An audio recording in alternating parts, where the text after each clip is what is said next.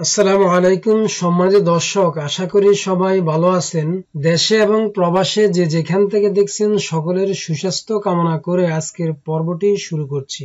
Tin certificate আমাদের কোন কোন কাজে প্রয়োজন, কোনো ব্যবসা শুরু করতে চাইলে, কোনো ব্যবসার জন্য ট্রেড লাইসেন্স করার প্রয়োজনে, গাড়ির মালিক হওয়ার ক্ষেত্রে, আপনি যদি সিটি কর্পোরেশনের আন্ডারে থাকেন এবং কোনো স্থানে জমি ক্রয় করতে চাচ্ছেন, এই ক্ষেত্রে এটা প্রয়োজন হবে। ব্যাংক থেকে ক্রেডিট কার্ড নেওয়ার সময় টিন আইডি চাওয়া হয়।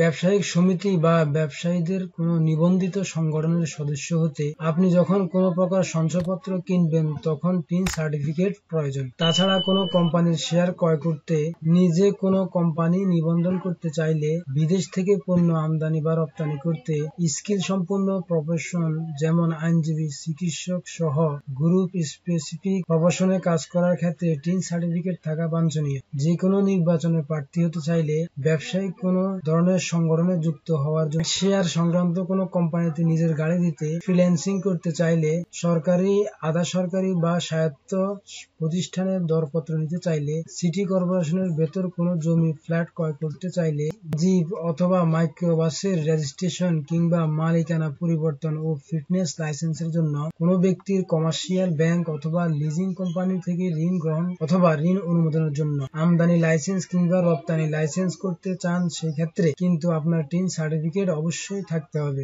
ইংলিশ মিডিয়াম স্কুলে আপনার সন্তানকে পড়াতে টিন সার্টিফিকেট থাকতে হবে। বাড়ি ভাড়ার আয় থাকলে টিন সার্টিফিকেট থাকতে হবে। সরকারি চাকরিজীবীর আয় মূল বেতন 16,000 টাকার বেশি মাসিক হলে, এমপিভুক্ত শিক্ষকদের আয় মাসে 16,000 টাকার বেশি হলে, ভবন নির্মাণের নকশা অনুমোদন করতে, ডিজিটাল পণ্য ও সেবা পেতে, মোবাইল ব্যাংকিং ব্যবসা থাকলে, ফান্ডের রিটার্ন পেতে, পরামর্শ, ক্যাটারিং, ইভেন্ট ম্যানেজমেন্ট, জনবল বা নিরাপত্তা সেবা দিয়ে অর্থ গ্রহণ করতে, বিবাহ নিবন্ধন বা কাজী হিসেবে লাইসেন্স পেতে, আমদানির এলসি খুলতে, পরিবহন সেবার ব্যবসা করলে, বীমা কোম্পানির এজেন্ট হিসেবে তালিকাভুক্তি বা নবায়ন করতে হলে, বীমা বা সার্ভেয়ার হিসেবে নিবন্ধন নিতে হলে, অস্ত্রের লাইসেন্স নেওয়ার আবেদন করলে, ইট ভাটার অনুমোদন নিতে হলে, লঞ্চ, স্টিমার, ট্রলার, কার্গো, বাস ইত্যাদি নৌযানের সার্ভে সার্টিফিকেটের জন্য, এই সকল বিষয়ে আপনাকে অবশ্যই আপনার টিন সার্টিফিকেট দেখাতে হবে। টিন সার্টিফিকেটের সুবিধাসমূহ, প্রথমে যে বিষয়টি বলতে হয় তা হলো একটি আদর্শ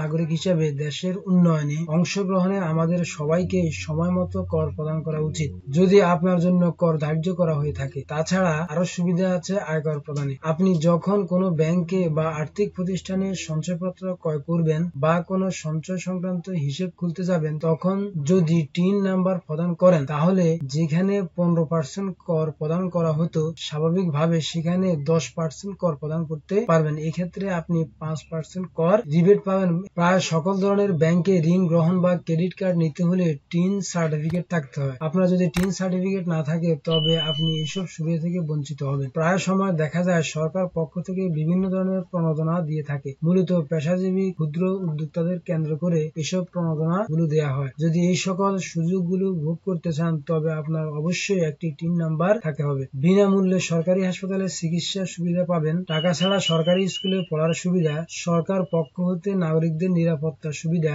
রাস্তাঘাট, ব্রিজ, রেল, বন্দর ও পরিবহন সুবিধা, এছাড়াও আরো অন্যান্য সুবিধা আপনি টিন সার্টিফিকেট থাকলে পেতে পারেন।